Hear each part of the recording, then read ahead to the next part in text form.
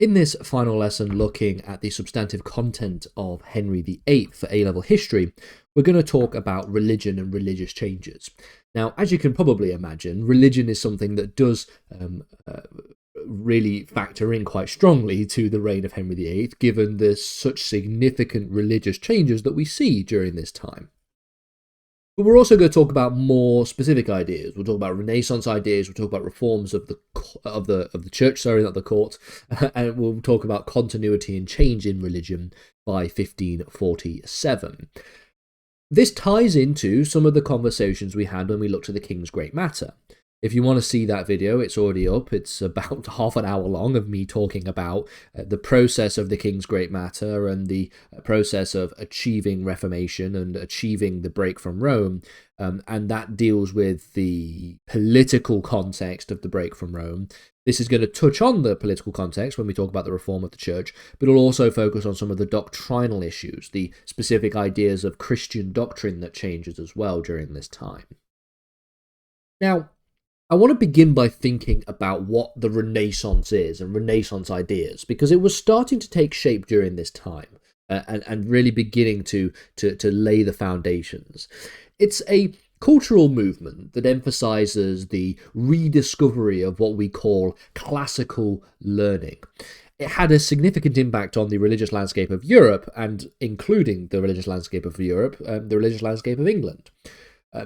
A central feature of the Renaissance and some of the early developments of the Renaissance that we talked about in previous lessons is this idea of humanism, the encouragement of the return of the study of ancient texts, including the Bible in its original languages, including the discovery of and the studying of philosophers like Plato and Aristotle.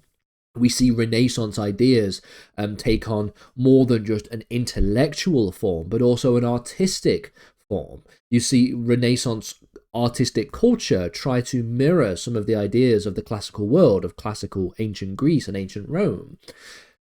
Humanist scholars, like people such as Erasmus, had already begun questioning some of the traditional church practices at the time, the Catholic church practices, emphasizing the desire for a more personal relationship with God and advocating for religious reform through the applications of humanist and Renaissance principles. That's one of the major distinctions between the sort of Protestant Reformation and the traditional Catholicism, this relationship with God, the idea that Protestants opt for a more, for practices at least, that emphasize a more personal relationship with God, whereas Catholicism emphasizes practices that essentially lead us closer towards a type of relationship which is more hierarchical, with the sort of papacy and the Pope being the head of that relationship and having the closest connection to God. In England, then, we see that there are a couple of central figures within this movement. People like, for example, Thomas More and people like John Colet, who were central figures in this intellectual movement towards the Renaissance. John Colet specifically was the Dean of St. Paul's Cathedral, and he advocated for reforming the clergy and promoting a more radical, modern, and moral educated clergy. Radical, maybe I wouldn't use the word radical. I take the word radical out of that conversation because the idea of radical religious changes is something that we do have to talk about when we look a little bit later on in this lesson and in future lessons. So I would avoid using the word radical. Even though these reform ideas are technically quote unquote radical, it is not in the same kind of category of radical as we see when we think about actual changes that are considered to be radical. But people like John Colet supported the idea that the church should return to the simplicity and the purity of early Christian practices. Similarly, people like Erasmus, who was not directly aligned with the Reformation, nevertheless criticizes abuses within the church and calls for religious renewal through education and through critical engagement with the biblical texts. These Renaissance ideas then begin to influence the religious thinking of a number of key figures within Henry's court. Someone who plays a very critical role in the Reformation, who is sort of front and centre of this conversation, is Thomas Cranmer. So we do start to see church reforms, as you can imagine, and Henry VIII's decision to break from Rome and to instigate a number of church reforms and the sort of Reformation in England was driven by political rather than theological reasons. I think that should be noted very, very early on. Henry was not theologically inclined to break from Rome. He wanted to secure an annulment of his marriage, and he wanted to ensure that he could marry Anne Boleyn, and that's the only reason why we see a break from Rome. To what extent would there have been a break from Rome anyway? Potentially, probably not under the reign of Henry VIII. It might have been later on in the process. But Henry VIII's himself desire to break from Rome was his desire to annul his marriage, and of course this was in relation to Pope Clement VII's refusal to annul his marriage. Pope Clement VII's refusal was also based on political reasons. He, of course, was deeply and intimately connected to the King of Spain and the King of the Holy Roman Emperor Charles V, who of course was related to Catherine of Aragon through his connection to Spain and Isabella and Ferdinand, which obviously meant that he was unable to, or he was staunchly against the annulment of Catherine of Aragon's marriage. We see that on this timeline then there are a number of key events. Between 1529 and 1534, of course, we have the King's Great Matter and the break from Rome. I'm not going to go into this in any great detail because we know about this already. We've talked about this in previous videos, should I say. Henry's refusal to accept the Pope's authority led him to sever ties with the papacy. The break from Rome was essentially formalised in 1534 when Henry declared himself the supreme head of the Church of England through the Act of Supremacy. There were other events which took place as well. So, for example, in 1533, the law of the Act in Restraint of Appeals prohibited English subjects from appealing to the Pope in Rome in ecclesiastical matters. We also see between 1536 and 1541 the dissolution of the monasteries, which we've spoken about in the King's Great Matter lesson, in the Society lesson, and in the Economy lesson. Additionally to this, we also see a number of other issues taking place between 1536 and 1538. You see, for example, in 1536, the Act of 10 Articles, which essentially reduced the traditional understanding of the sacraments, which under Catholicism was 7, reduced that number of sacraments down to 3. These 3 sacraments were baptism, penance, and the Eucharist. This was a religious change. This was a doctrinal change in terms of religion. It didn't really serve any major influence in terms of the break from Rome and the King's Great Matter, but it clearly reflected a shift away from Catholic practices, which of course represented and recognized the 7 sacraments, to more Protestant factors, which reflected a recognition of fewer sacraments. Similarly, in 1536 and again in 1538, we see a number of royal injunctions. These mandated the removal of a number of relics as well as a number of images from churches. They also discouraged pilgrimages and required the possession of an English language Bible in every single parish. Again, shifting away from thinking about the political dimensions of the break from Rome and thinking instead about the theological dimensions, the actual cultural shift that is caused as the result of this desire to adhere to more Reformation-based principles.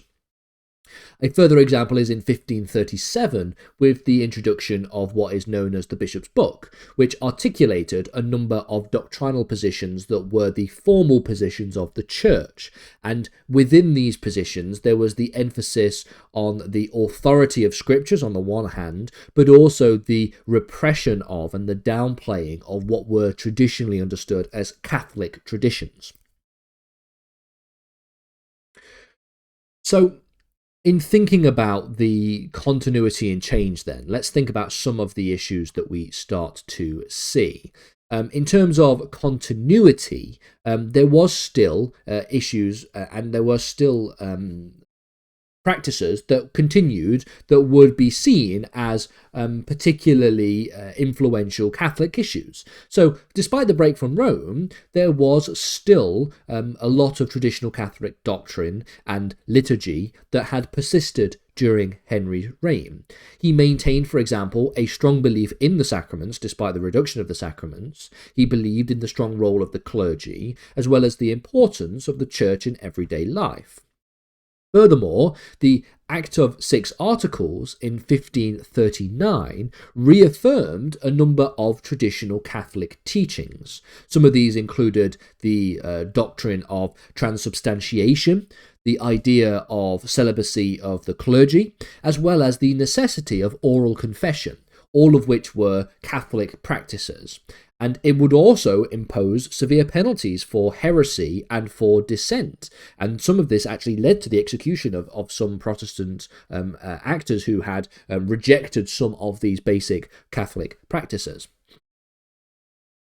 In also arguing about the extent to which there was change and continuity in relation to religion by 1547, you could argue that while there was change when it came to the departure from the traditional Catholic practices and the formal break from Rome, there was continuity in the sense that Henry was still largely opposed to radical reform. He was still largely conservative in terms of his theological beliefs. Even though he broke from Rome, he remained opposed to the more radical Protestant ideas that were advocated by people like Martin Luther and John Calvin.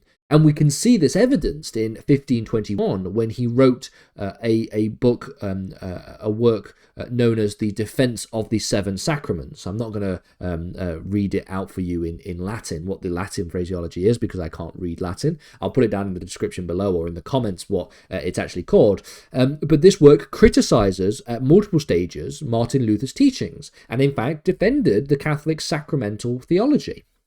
So when we think about the idea of change and continuity in terms of religion by the end of Henry VIII's reign, you could make the point that in terms of continuity, there was still clearly Catholic practices that continued despite the break from Rome. Things like the Act of Six Articles, which reaffirmed traditional Catholic ideas, things like transubstantiation, celibacy, and the necessity of oral confession. And you could also argue that while there was some change, clearly, there was still opposition to the full changing of the religious sentiment and going as far as the radicals went, like Martin Luther and John Calvin. And that's evidenced by his defense of the Seven Sacraments in 1521. You could also probably throw into that, if you were to get an essay thinking about continuity and change, the fact that while there was clearly change with regard to the break from Rome, no one can deny that, his decision to break from Rome was born out of, almost entirely born out of, his decision to annul his marriage to Catherine of Aragon. It wasn't born out of some deep-seated desire to achieve radical Reformation principles because his beliefs in the theology of Catholicism shifted majorly and substantively. It wasn't because of that. It was because he wanted to get a divorce and because he had become infatuated by Anne Boleyn. It was very, very selfish and very, very personal, the reasons why he broke from Rome. And so when thinking about change, of course, the most obvious is the fact that the English church achieves independence. By 1547, England had established a national church that was independent from Rome, and it had the monarch as the supreme head, no longer the Pope. The doctrinal changes that followed would further separate England from Catholicism, but Henry himself was more concerned about political control than any kind of theological rationale.